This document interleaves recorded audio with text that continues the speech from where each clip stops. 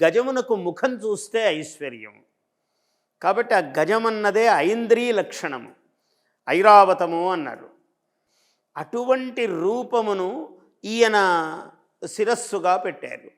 పెట్టి పరమేశ్వరుడు కదా, వాళ్ళ చేతిలో పని సంకల్పమాత్రము చేత, ఎందుకంటే ఆయన సకల భూత గణములకు అధిపతిగా లోకాలోకములను ఏలవలసిన సన్నివేశం ఉన్నది. అందువల్ల ఆయన గణాధిపతి అయి ఆ గజముఖుడై లోకాన్ని అనుగ్రహించాడు. ఇది అత్యంత ప్రాచీన కాలములో. అదే ఆ ముఖము, గజముఖము కూడా ఇలా తొండ ఉండటము, ఇలా చెవులు, దీన్ని ఇలా చూస్తే ఓంకారములాగా అనిపిస్తుంది.